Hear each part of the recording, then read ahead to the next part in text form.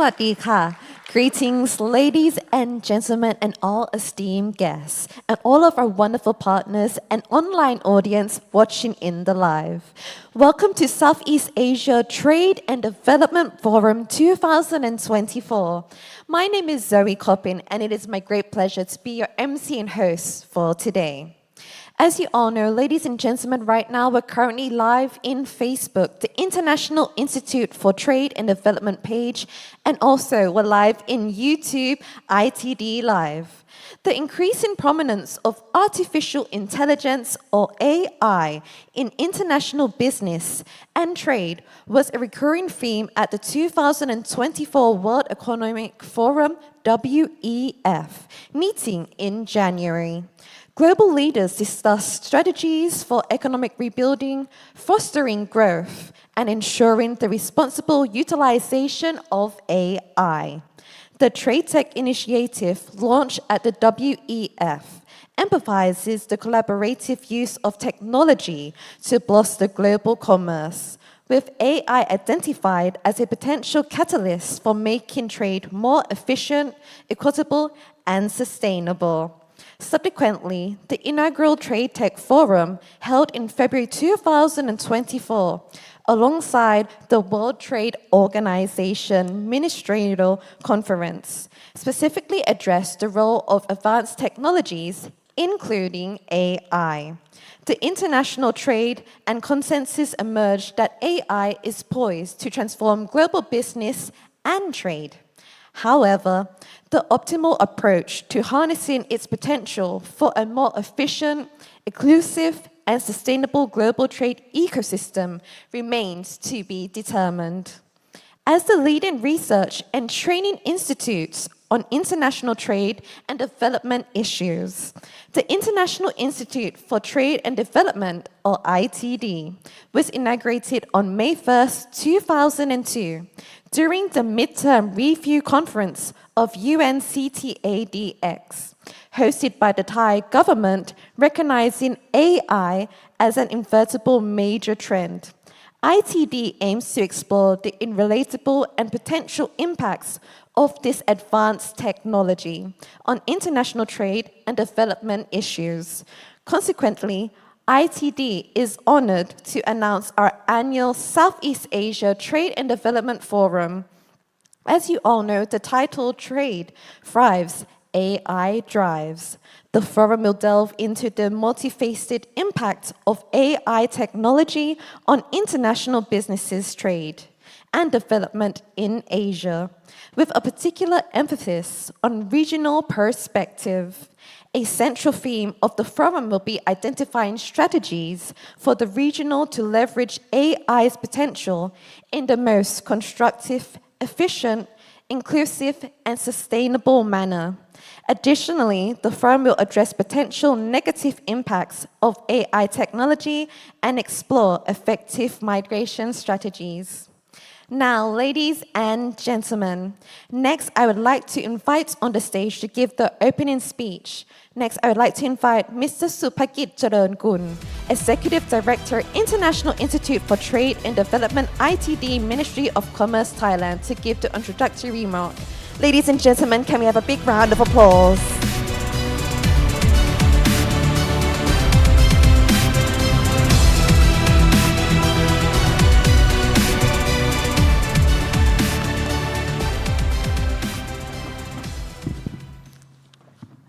Distinguished guests, esteemed delegates, ladies and gentlemen, good morning and a warm welcome to the Southeast Asia Trade and Development Forum 2024 under the theme of Trade Drives, AI Drives. As we gather to explore the dynamic and transformative role of artificial intelligence, or AI, in the international trade and development. Before we delve into today's discussions, let me begin by reflecting on the foundation of the International Institute for Trade and Development, or ITD. ITD was established through the partnership between the UN Trade and Development, or UNCTAD, and the loyal Thai government since the 10th section of United Nations Conference on Trade and Development, or UNCTAD 10th, held here in Bangkok in the year 2000. This collaboration has enabled us to pursue our mission of fostering sustainable trade practices and development strategies across Southeast Asia. Since our inception, ITD has served as a regional hub for capacity building and knowledge sharing, and we continue to do so, to work hand in hand with UNCTAD, our long-standing partner, to promote inclusive economic growth. This year's forum marks an important milestone as we continue a nearly decade-long tradition of hosting the Southeast Asia Trade and Development Forum, which has been a platform for thought leaders, industry pioneers, and policymakers to engage in dialogue on emerging trade issues since 2016. Each year, we have tackled diverse challenges, and this year, we are focusing on the intersection of AI and trade, which is an area with immense potential to revolutionize global commerce. Nowadays, AI is reshaping international trade in many ways, such as enhancing supply chain efficiency, optimizing logistics with predictive tools that enable them to access global markets. Additionally, AI-powered custom and compliance systems accelerate cross-border trade and reduce bottlenecks. AI also promotes sustainability by optimizing shipping routes and enhancing product traceability, helping consumers make environmentally conscious choices. This benefit aligns with ITD's mission to foster inclusive, sustainable growth in global trade. However, we recognize that the integration of AI into international trade is not without challenges. There are concerns regarding data privacy, cybersecurity, and the potential widening of the digital divide. If not carefully managed, the rapid adoption of AI could exacerbate inequality both within and between countries, particularly in regions like Southeast Asia, where digital infrastructure is still developing. We are proud to be joined by our key partners who share our vision for sustainable and inclusive development. These partners include UN Trade and Development, or UNCTAD, our founding collaborator, which continue to provide invaluable support to ITD's initiatives. The ASEAN Development Bank, or ADB, whose expertise is fostering economic resilience and development in the region, is unparalleled. And the International Chamber of Commerce Thailand, or ICC Thailand, which plays a crucial role in linking businesses to global opportunities. And I would like to thank Thailand Ministry of Commerce and Ministry of Foreign Affairs, whose unwavering support for this forum has been instrumental in shaping trade policies that benefit both Thailand and the broadened Southeast Asia regions. Furthermore, we are delighted to have Electronic Transaction Development Agency, or EDDA, as our key partner this year, contributing their expertise in digital and AI governance, which is a potential challenge issue for our region. Today's discussion will feature insights from industry leaders, including Amazon Web Service, or AWS, Microsoft, Salesforce, and SCBX, as well as regional innovators such as Igloo from Singapore, WindAI from Vietnam, Recursive Inc. from Japan, and Amity Solution from Thailand. We are also privileged to have the Secretary General of OECD, His Excellency Mr. Matthias Cormann, lead a special section on how AI can be leveraged for Southeast Asia and trade development, ensuring that this technology serves as an enabler of inclusive growth.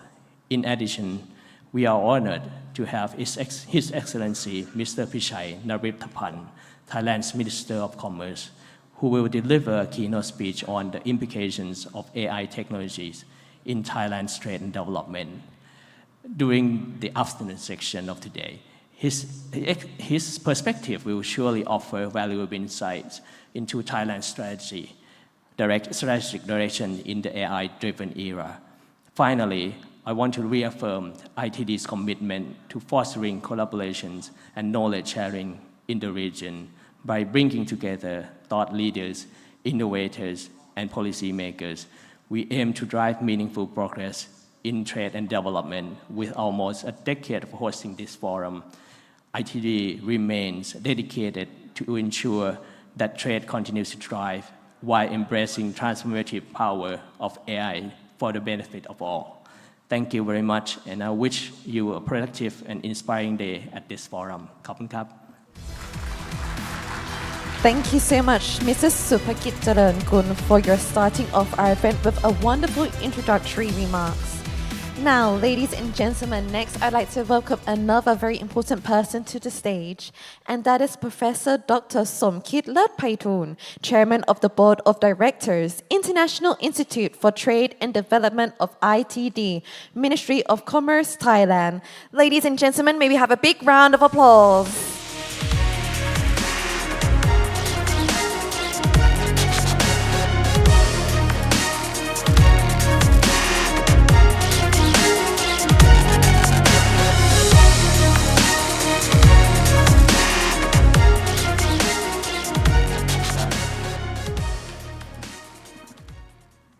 Distinguished guests, esteemed speakers, ladies and gentlemen, it is my great honor to welcome you all to the Southeast Asia Trade and Development Forum 2024, hosted by International Institute for Trade and Development, or ITD. As ITD's chairman of the board, I have closely observed the global adoption of emerging technologies and witnessed our institution's commitment over the years to fostering a deeper understanding of the key issues shaping Thailand's trade and development landscape. This year's forum theme, Trade Thrive, AI Drive, will explore not only opportunities that artificial intelligence offers as a force for good, but also how we can collectively prepare our societies to harness its full potential. I believe you will agree with me that we must embrace emerging technologies to simplify our life, whether by strengthening critical supply chains, providing tools to enhance the skill needed for the future workforce, or learning from countries that have successfully maximized AI benefits. The aim of this forum is to equip us with valuable insights on how to think about AI and apply it in our own context. This year, ITD is greatly honored to have in this afternoon His Excellency Mr. Matthias Cormann, Secretary General of the Organization for Economic Cooperation and Development, OECD, and His Excellency Mr. Pichai Nirattipan, Thailand Minister of Commerce, who will share their vision on navigating the challenges of digital transformation.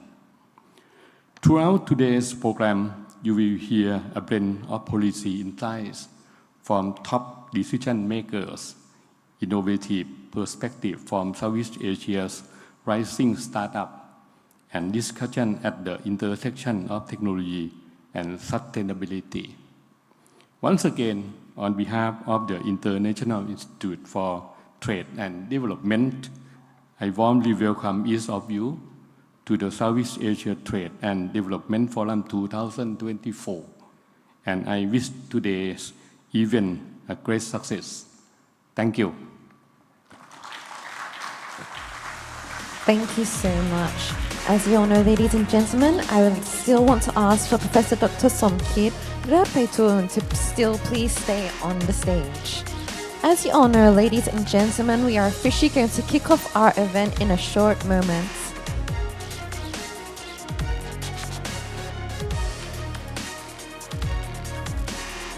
Okay. Now I'd like to invite Professor Dr. Somkit Lertpaitun to please stand next to the podium. Now, ladies and gentlemen, we are officially going to kick off Southeast Asia Trade and Development Forum 2024. If you're ready, please get ready to count down together.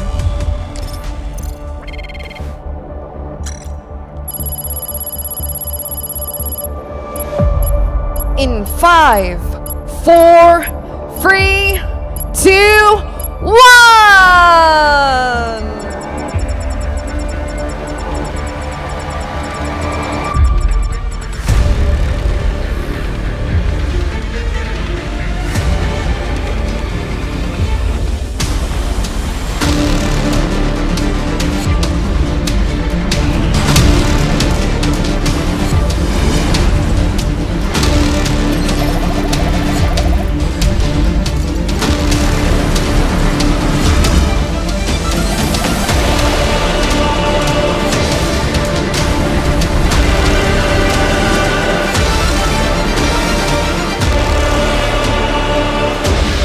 May we have a big round of applause. We have officially kicked off the Southeast Asia Trade and Development Forum Thailand 2024. Next, ladies and gentlemen, I would like to invite Mr. Montri Maha Prukpon, ITD Board of Directors to the stage, please.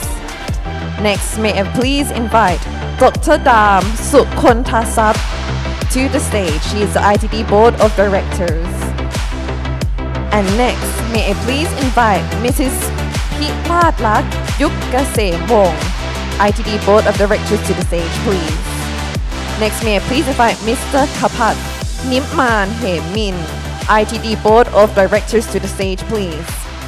And next, may I please invite Mr. Ekachan Sito Wararat, Deputy Permanent Secretary, Ministry of Commerce to the stage, please. And next, may I please invite Mr. Supakit Jalerngun, ITD Executive Director to the stage, please.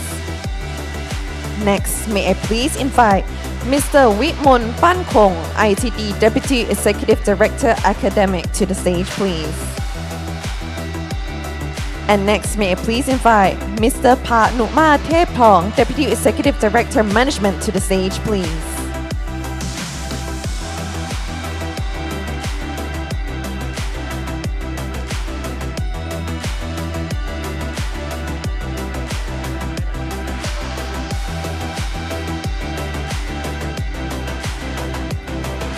เดี๋ยวรบกวนทุกท่านมองที่กล้องตรงกลางได้เลยนะคะ ตรงที่มีน้องชูมืออยู่นะคะ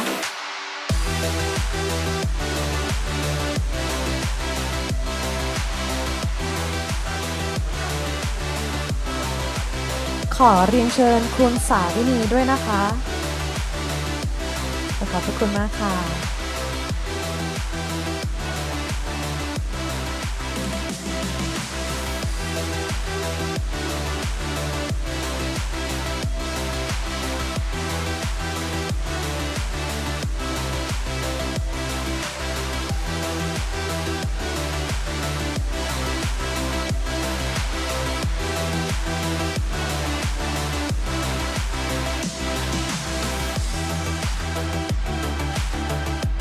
ขอเรียนเชิญคุณชมนด้วยนะคะ ขอเรียนเชิญค่ะ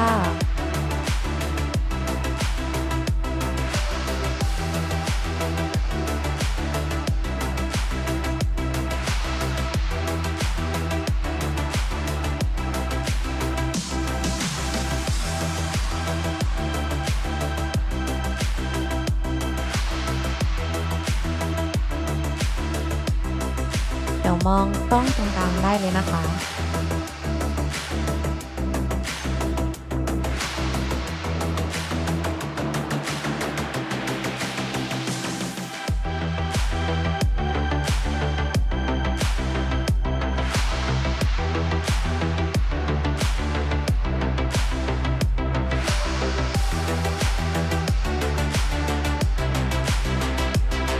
และขอให้ทุกท่านอยู่บนเวทีกับเราก่อนนะคะลำดับถัดไปขอเรียนเชิญเดี๋ยวอีกกล้องหนึ่งนะคะ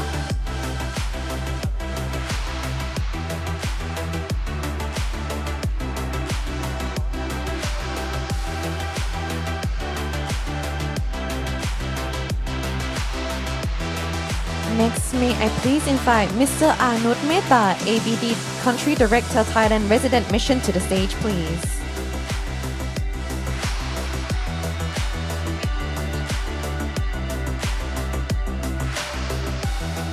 Next, may I please invite Mr. Suriyon Tutinda, Secretary General, International Chamber of Commerce Thailand, to the stage, please.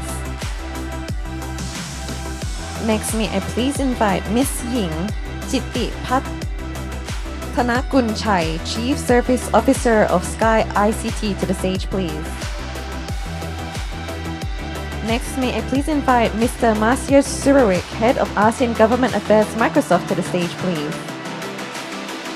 Next, may I please invite Mr. Denis Tronichek, Chief Technology Officer of SCBX, to the stage, please. Next, may I please invite Dr. Titipat Achakun Wisud, Lecturer from Department of Biomedical Engineering, Mahidol University. Next, may I please invite Mr. Joel H. Garcia, Head of Technology ASEAN Amazon Web Service, to the stage, please. And next, may I please invite Kun Oranut Lertsuwankit, CEO of TechSource, to the front, please.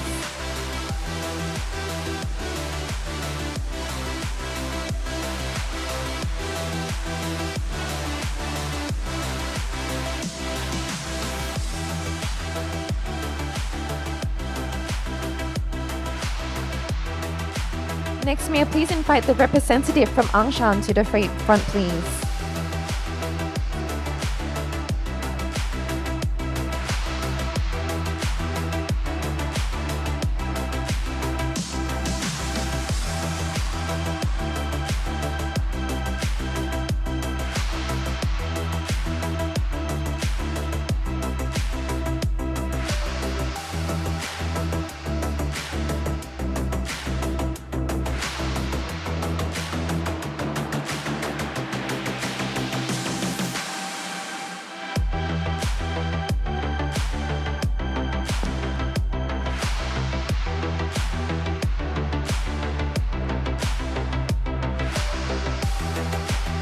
Another camera, please. Everybody, big smiles.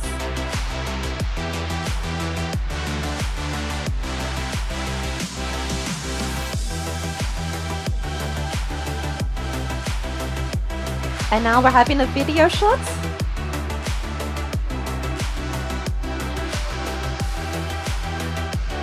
Hand in hands, please. Cross arms.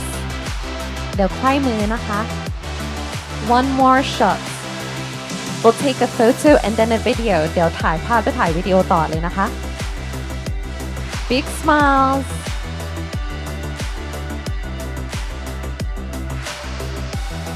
And now a video. วิดีโอต่อนะคะสักครู่นะคะจับมือก่อน Please hold hands. We're taking a video. Thank you so much. Big smiles at the camera.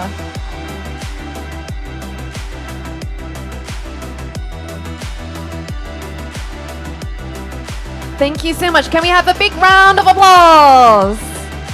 Thank you so much, ladies and gentlemen, to take this wonderful photo together to remember this wonderful moment of Southeast Asia Trade and Development Forum 2024. Thank you so much for everybody being here so early, participating in our grand opening for today's event. As you all know, this event is brought to you by ITD. Now, ladies and gentlemen, we should be going on to our next session, which is very interesting. Our next session actually is the first session of the day. We have a keynote on the topic of new AI economy, how technology diffusion creates economic value. The speaker will delve into how AI plays a pivotal role in modern IT strategy, the latest AI technical developments in a broader economic and historical context. We'll examine how past technological breakthroughs have led to the economic value creation, as well as reflect how AI can be the next locomotive for economic growth. Now, ladies and gentlemen, as you all know, throughout today, we should have wonderful events, a lot of activities, and a lot of interesting sessions that we should be talking to. After each break, ladies and gentlemen, we'll have a QR code to go on the screen here. It will also show you the QR code to the website for more information about all of our events or any information or contacts that you would like to get in touch with. Not only that, afterwards, ladies and Ladies and gentlemen, we'll also have a QR code for those of you to do our survey to participate and let us know how our wonderful event went today. Now, ladies and gentlemen, I know everybody is very eager to stretch and recharge, so now we're going to have a 20-minute break. Feel free to grab a coffee, network with attendees, and visit our booths here in the front. We should be back at 10:30 for our next session. As of now, we also have the QR code that will go on the stage for those of you who want more information on the website. And also, please don't forget to check out our survey from the QR codes on the stage. We should be back here for our next session at 10:30 a.m. Thank you so much.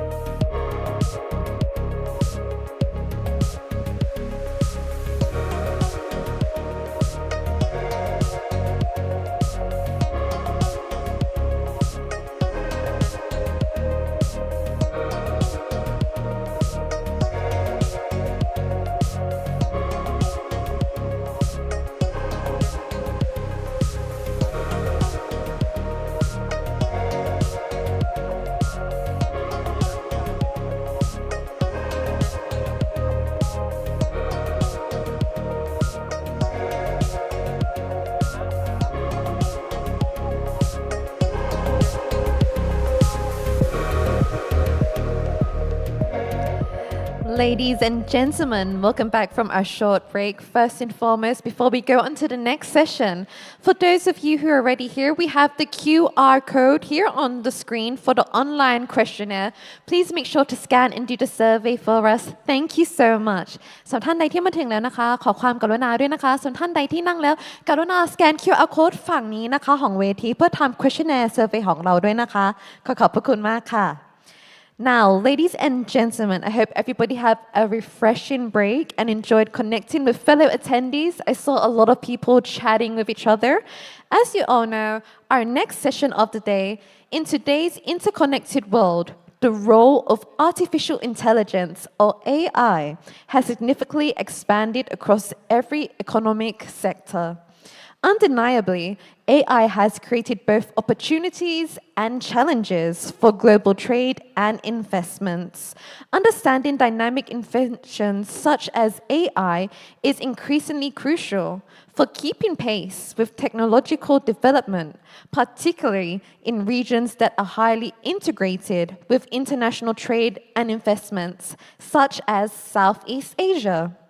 The fireside will delve into the evolving landscape shaped by AI, exploring its influence on global trends, its impact on trade dynamics and how it reshapes investment strategies, and also address how to embrace this unprecedented realm, offering insight into in leveraging AI for economic growth and navigating the complexities it brings.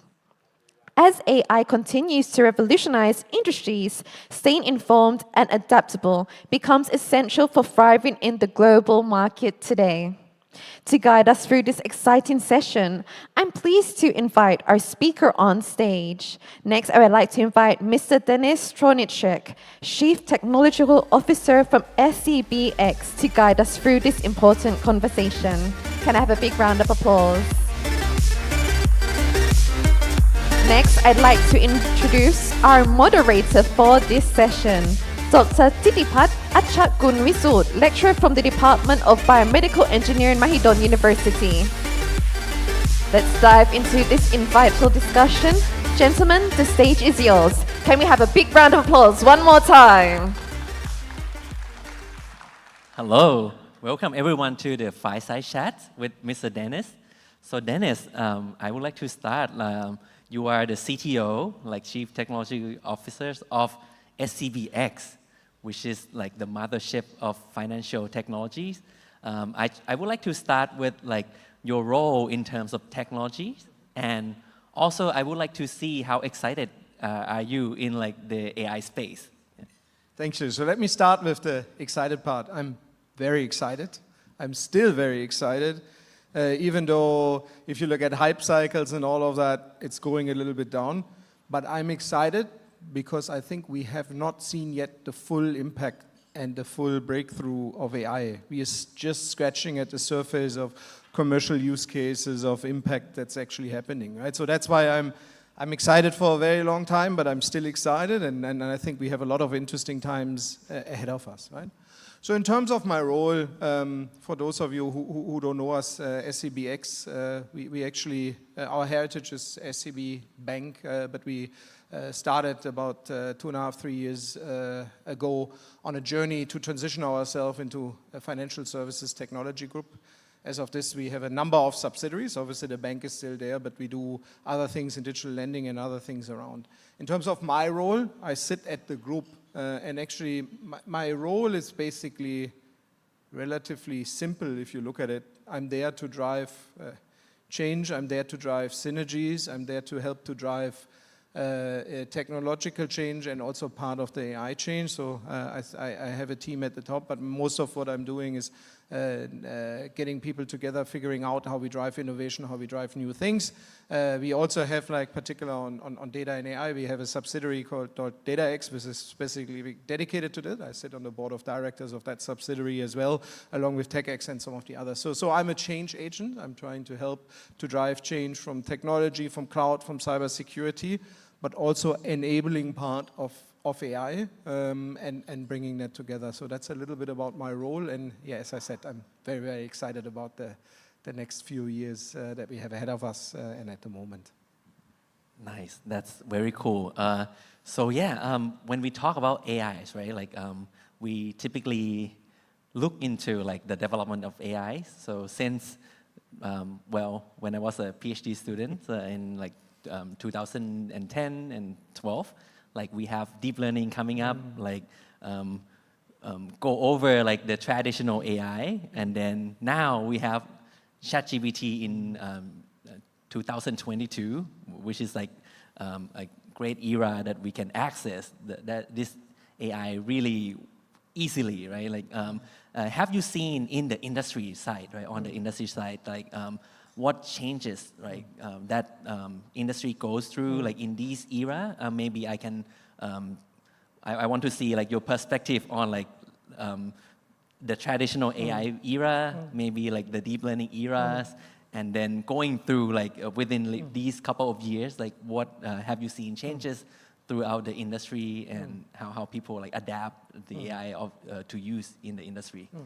Yeah, thank you. Thank you for the question. I think it's a good question. So I think first of all, it seems like AI is a hype topic from last year. AI is actually something that's been used for a long time, but there's different forms of AI, right? Traditionally, the traditional forms of AI with machine learning, deep learning, convolutional networks, all of these components are very good at solving repetitive problems that you can repeat and basically help you with pattern recognition. We've been embedding this for a long time, not just we as SEBX, but also I think the industry, particularly in things around credit risk modeling, components around like where we can use this pattern recognition. Right? I think what has changed since this phenomenon that started with ChatGPT and basically now is much wider than that. I think number one is it's much more accessible because I don't need to be a data scientist. I don't need to be a mathematician. I can actually interact with the AI in a very different way. Natural language. I think this was a big enabler in terms of making this more democratized, more accessible for everyone. I think if I look at the impact, as I mentioned in the beginning, I do think we're just scratching at the surface of what it really does. But what we already can see is like there's great productivity improvements, basically. So this is doing more with less. I think for us, where we're really seeing impact are things like, for instance, software development, where we started using AI and combinations of different AI to really boost that. We can see big productivity improvements, which allow us, number one, to make software a lot cheaper, which enables a lot more people to do technologies at a different business case, meaning we can do more technology for problems that before didn't make sense to do. I think we also starting to see the impact in areas that are around things like customer service or even internal interactions. Like we started looking more internally first, like HR and other things. We can interact, we can drive productivity. What I personally have not yet seen, and I think that's the thing that we're looking forward to, is the real breakthrough, the real like completely different business model that did not exist without AI, right? And I like to use the analogy here, like when the internet actually started. Internet started, everybody thought about it, everybody was doing something with it, but it took a few years to crystallize out what are actually really the business models that are sustainable, what are really the true winners of this. Some of the things that you saw in the beginning, like, I don't know, who remembers America Online, AOL, was a very highly valued company. I'm not sure, I think they're part of Yahoo now, and even Yahoo disappeared as well, right? So you can see that shift in business. We haven't seen that yet with AI, right? And that's where I don't know what's going to be the change, what's going to be. So yeah, at the moment, productivity improvement, applying it, giving more access, and also having the tools available that allow us to use it without my technology team, that actually business users can do that themselves, right? We're touching now on agent-based AI as a development that helps us, but that's coming, right? So yeah, I think we are on the curve, and we will see a lot more in the near future coming up. I see. That's a great point. So like before that, you see that like AI is like traditional one is like good at repetitive tasks, but now you see like productivity improvement in terms of like people can like access these tools and then use it to increase the productivity, right? Like that's quite great. Yeah. So yeah, we have like the previous session, right, that discuss about like the enabler of like these AIs, which is computing. So I typically like talk to my student, right, and then typically I will just say that, oh, when I was like a PhD student, I could train like a models, right? Let's say like 50 million parameters models, and it took me like a month to train that, right? Like in 2010, and then now, right, my student can take the same model, even bigger, right, and then train it within like 3 hours, and then they can use such model on like different tasks, right?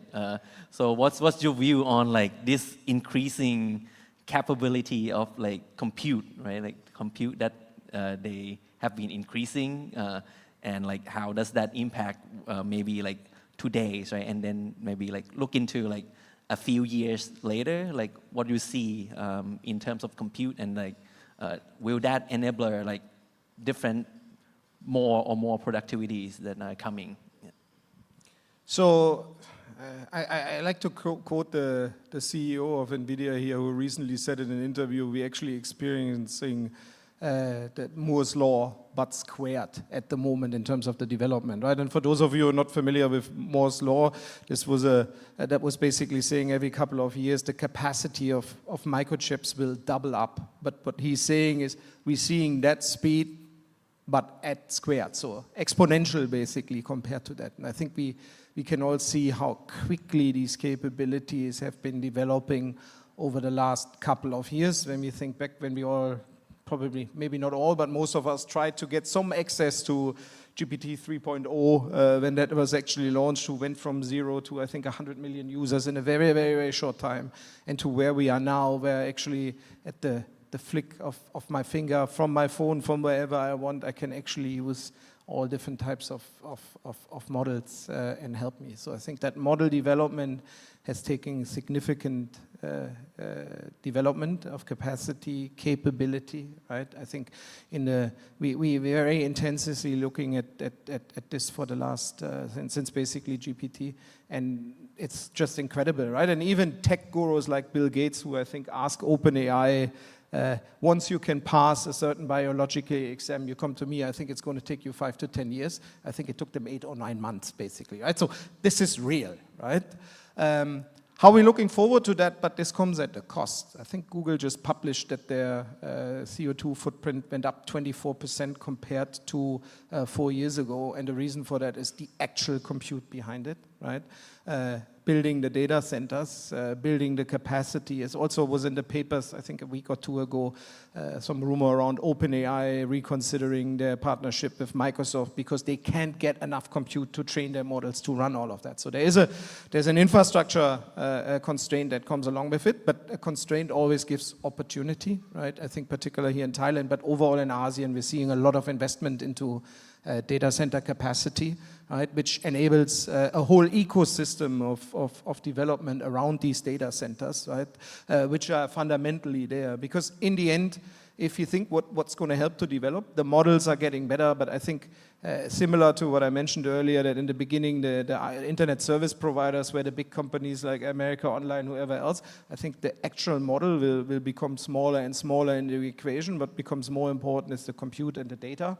The data everybody has by themselves, but the compute needs to be provided from somewhere, and I think that's particularly an interesting thing to look at Southeast Asia as a reason. The investment that we're seeing both from the big Western providers like Microsoft, AWS, GCP, but also from Ali, Huawei, and everything. And I think we are quite in a unique situation because we get investment from both sides, which helps us to build a lot of capacity up, right? And ultimately we will benefit from it here in Southeast Asia, in particular also here in Thailand. So if I look at that development, the models I see keep developing, but we need to make sure the compute stays in line, and we also need to make sure that the compute comes not at a cost that we jeopardizing climate change topics and other things along as well. But I do think there's a lot of opportunity around it. And the last thing I want to say, I think the biggest winner, right, and we were chatting before that, the biggest winner out of all of that, if we compare this AI age that we are in now with the gold rush in the US in the 1800s, 1849, San Francisco 49ers, right?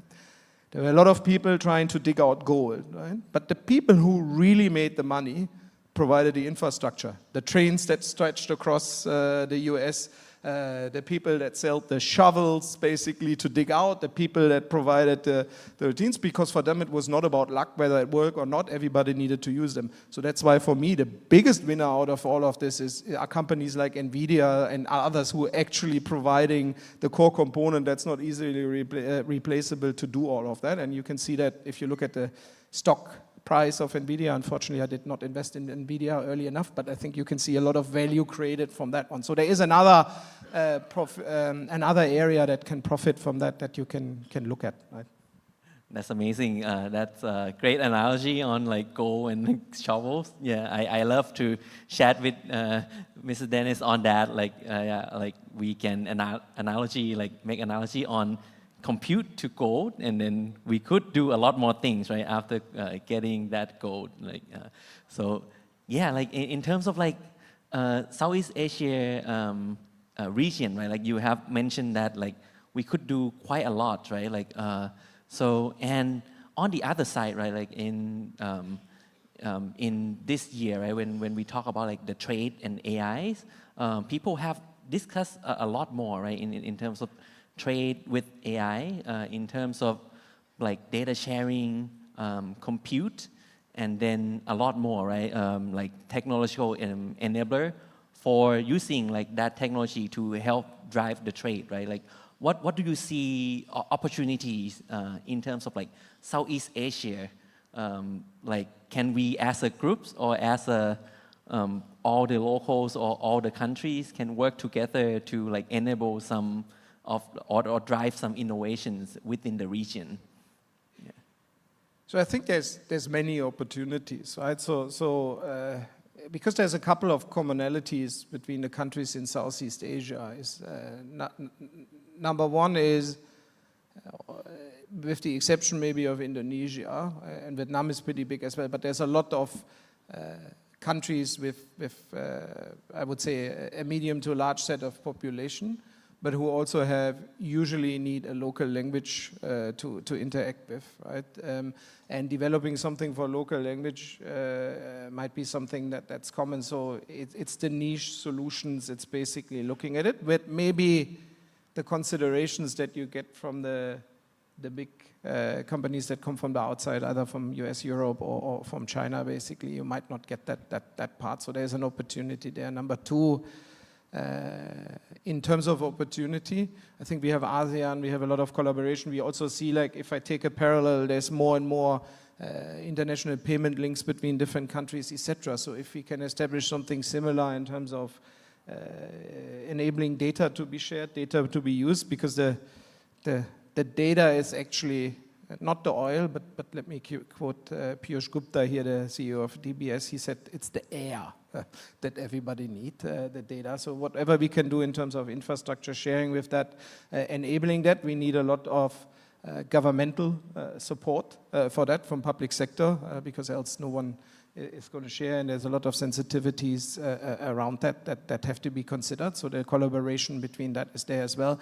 And I do think also each of the countries have a more and more striving local ecosystem that could be a lot of exchange. Like we look here in Thailand, we have a lot of great examples of like WISTech or other things basically that we have a local AI system. I think it's similar in other countries, right, that we actually have. So that collaboration, that exchange of people, exchange of ideas and bringing that together can help as well. And ultimately, overall, I think there will be a lot of value added to the trade balance, and it's a new thing to trade with. It's relatively easy to move around, right? So that's why I think we do have a lot of opportunities, but we have to make sure there's the right regulatory environment around it, there's the right enablement basically around it, and there's also a way of making sure we do this fairly and equally and everybody gets something out of it, because else there is a risk that the big eat the small, and that would in Southeast Asia probably not help us that much, right? Moving ahead, and also for Thailand quite important, right? But overall, I think a lot of opportunity moving ahead. That's amazing. I want to expand a little bit on like, you mentioned that data is an air, right? Like, how can we like improve as a region? I'm not sure. Like you mentioned that like the government may need to connect, right? Like, there, can we like do something that more like policy based, or like we could share data around the regions and do something that may be like more impactful? I could think about like, let's say, medical applications like that. We could do like a models that work on like a lot of region in Southeast Asia, or maybe including data sharing on trade, right? Maybe we can connect like a lot of like trade data in like, and we have like multiple suppliers, right? In the regions. Maybe those could, not sure if like those could help in terms of getting in like data and then do something impactful. Yeah, I mean, as I mentioned, like data is the air of us moving forward, right? So I think there's different use cases and different drivers for sharing data and what you create out of it. Obviously, I come from a private sector organization, so a lot of my lenses are more focused on commercial use cases. But I do think that in areas which are beneficial for everyone, like medical use cases, like climate management solutions, like traffic management solutions, these are not necessarily things that need to drive a commercial use case, but they have a use case for public good. So overlaying, sharing the data, and also the ways to handle the data and the applications around it can definitely help, right? I think on the commercial side, it's a bit harder to share across the region, except if it's very focused on trading. I mean, there is already like Singapore has a few agencies who take care of that particular around these use cases, but the commercial side is around it. But the important part is, number one is, and that's a bit difficult when you go across countries, is the regulatory framework around it, because that's easier to do in country. I think we see a lot, like particular for the areas where I'm in, which is around like financial services, see a lot of good initiatives from the Bank of Thailand trying to drive open data, trying to basically use that for greater good. Once the data is shared, someone can do something with the data, but that really takes the regulatory framework and also the regulative push, because else the benefit for the big companies like us to share data and let smaller companies benefit from that is not there, right? So maybe that's where we need the regulatory framework and the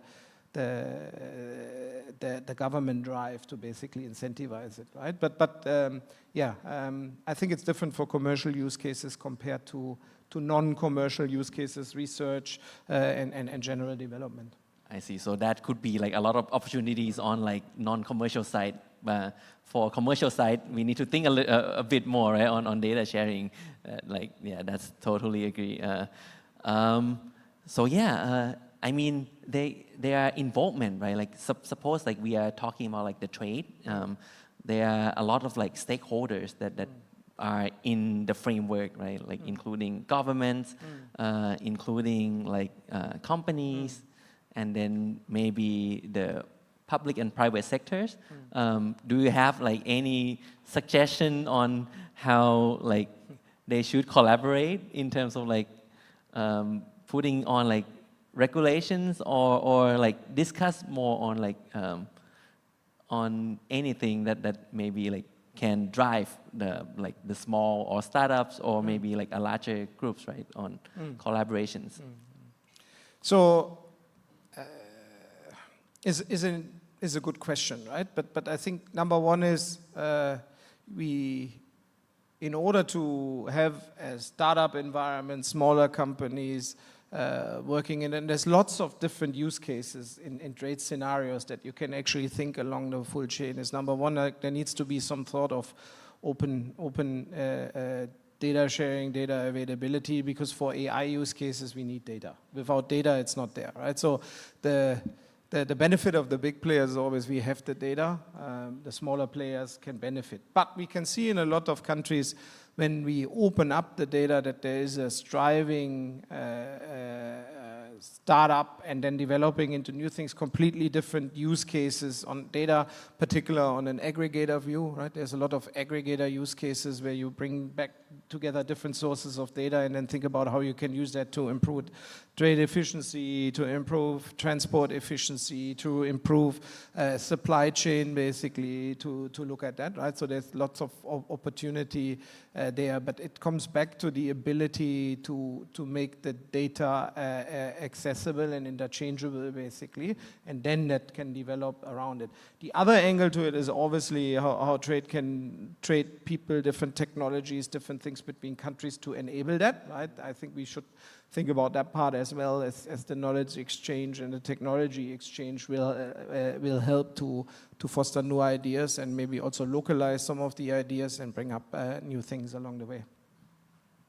That's great. Yeah. So yeah, like we have discussed, right? Like before in like the previous session on like the threat of AI. So like when we think about local, can there will be like any threats when we talk about like creating new things, and then like in terms of use cases, right? Like could there be any threats when we implementing or like deploying like AI in local use cases? Yeah. So I think to me, I'm a glass half full, not a glass half empty guy. So I always think more about the opportunities than about the threats. But I think it's important not to completely forget about it, right? Because one challenge we have with the further and further evolving capabilities, and we will have a lot more once the next, maybe let me take a step back, the next big AI milestone that's kind of like on the horizon, but not yet really clear is once we combine the capabilities of quantum computing with AI, and that extra compute. I think the predictions, I'm only reading research papers on that. I'm not claiming that I fully understand how that actually works, but the predictions around that is that the capabilities will come very close to AGI, right?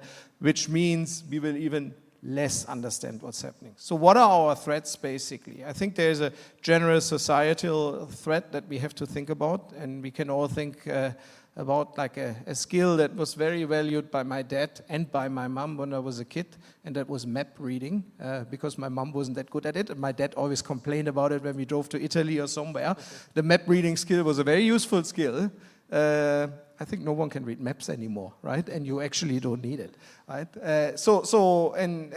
What we have to think about, like with the AI development, with all of that, is how do we still being able to question and to understand what the AI is actually doing for us, right? And that's, for me, a big threat, because a lot of the things are already black boxes. We know what comes in, we know what comes out.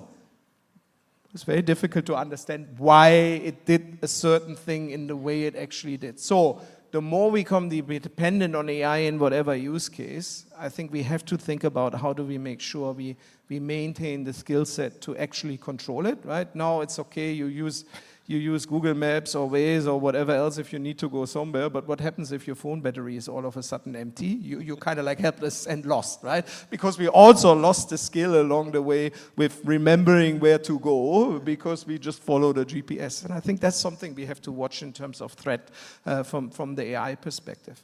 I think the other thing is I do believe overall, like every big revolution, whether it be the internet, whether it be the steam engine, all the general purpose, like a gentleman from Microsoft mentions, all of them have actually ultimately led to a growth.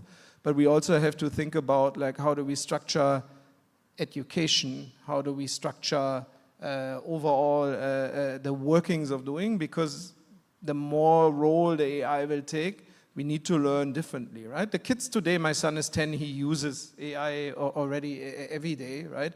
But how do we make sure we think about the impact and we also bolster off the impact, because it will create jobs, it will create livelihoods, but it will also take away livelihoods like everybody. So we have to think about that part as well, right?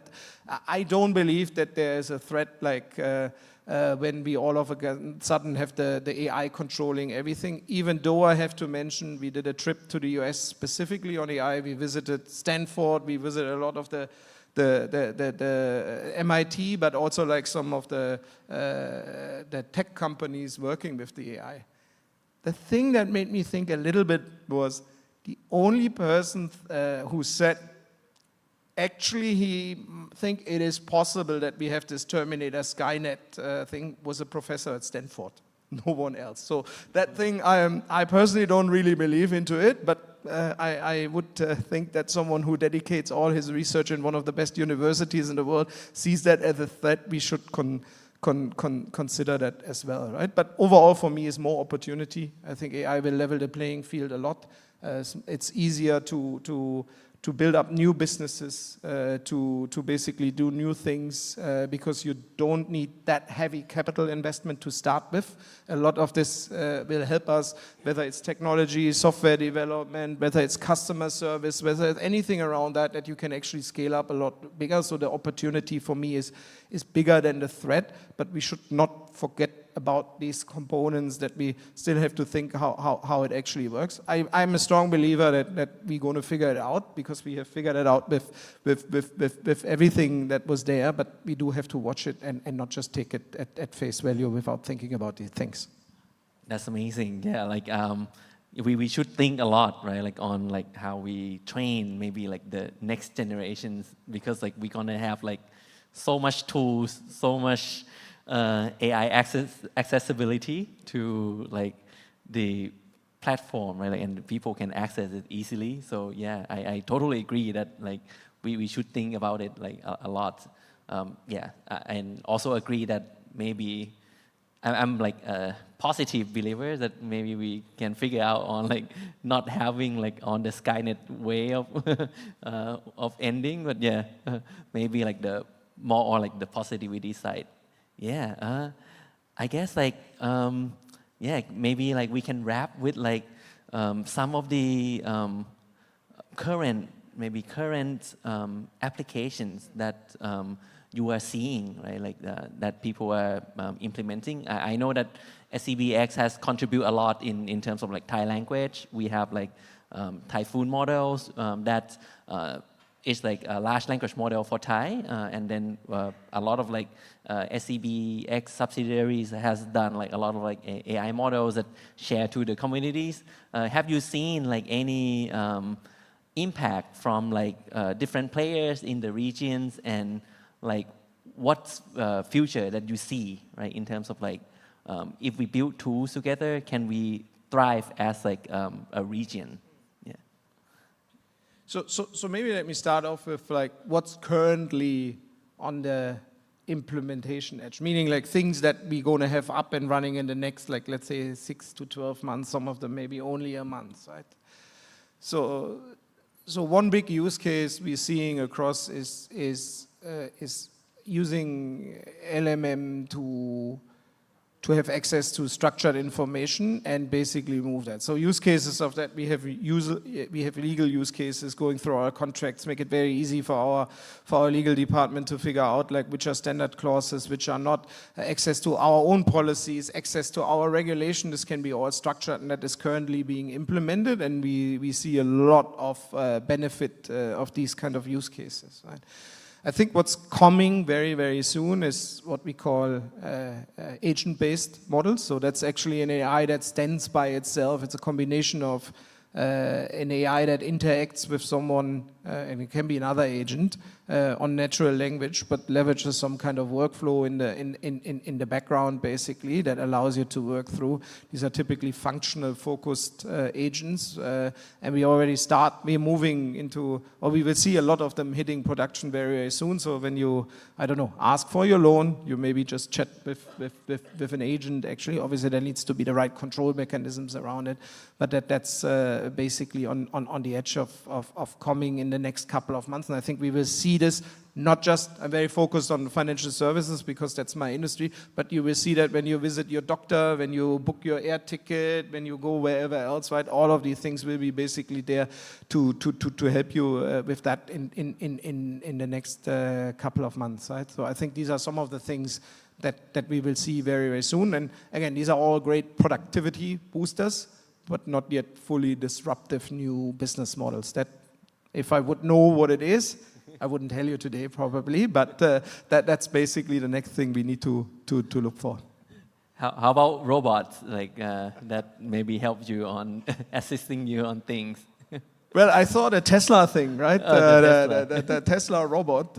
Well, actually, joking aside, I think robot will have a huge impact on us overall, because if we combine aging society and the need for having assistance with the developments that we see on the robot side, I think there's a societal impact where they can help. I think they will also take over more of the things, but I'm not sure. We saw in the beginning if it needs to be a humanoid robot or it can be some other form of it. But in terms of automation, I think we will see more. And you already see in the medical sector operations, like surgeons are supported by this kind of things. So there will be a lot more, I think, that we will see. It's just in my personal horizon in the financial services, I don't know. We don't want anyone to go to the branch anyway, so we won't put a robot there, right? Yeah, that's great. Yeah. Well, like the times just go so quick when like talking with you. So, ladies and gentlemen, like I think that's the kind of a wrap. Like maybe you can have like a last word on like how government should help foster the collaborations, the industry sectors, and then maybe like the public sectors. Can they work together to help thrive the AI communities, and then we can wrap the fireside chat sessions. So I make this very, very short. I think I mentioned like throughout the thing, I think the help that we need from government and regulatory bodies is help to set the right framework, help to set the right guardrails that we can make sure we can all work together, help us with some of the standardization of interfaces and other things. I think there's a lot of opportunity.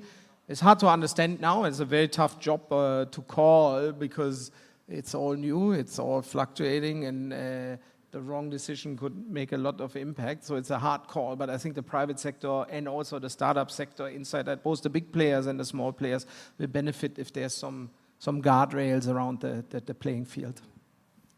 All right, that's a great wrap. So everyone, like we reached the 30 minutes. So thank you so much everyone for joining the fireside. We hope to have like a more conversation and a more like discussion later on after the fireside chat. Thank you, Mr. Dennis, for coming on the fireside chat today. Yeah. Thank you so much to Mr. Dennis and Mr. Titipat for your wonderful esteemed speaking session. It was such a great fireside chat to show us how AI influences world to our future. Now, ladies and gentlemen, we also have the QR code questionnaire and survey on the stage one more time. For those of you who have not scanned the QR code, please take your phones out, scan the QR code on this side for our questionnaire. This side is the website, and this side is the questionnaire survey. So please scan this side, ladies and gentlemen. Thank you so much. And not only that, later on, ladies and gentlemen, I'm going to be telling you a short moment about all of our agendas and sessions later on. Later on after lunch at 1 p.m., we should be having a very special session at 1 p.m. Unlocking AI Potential in International Trade and Development, OECD's Insight and Lessons for Southeast Asia. Not only that, we'll also have another very special session, which is session 4, AI-powered startups driving Southeast Asia's tech revolution. And also after that, we'll have another session over here where we'll be having another fireside TED Talk, and then also other sessions after this. So right now, we're just going to let everybody scan for the event website and also our survey QR code for a short moment. ในระหว่างนี้นะคะสำหรับท่านใดที่ยังไม่ได้ทำเซอร์เวย์นะคะรบกวนสแกน QR code ฝั่งนี้ของจอด้วยนะคะเพื่อทำเซอร์เวย์ questionnaire ของงานเราด้วยนะคะขอบพระคุณมากค่ะ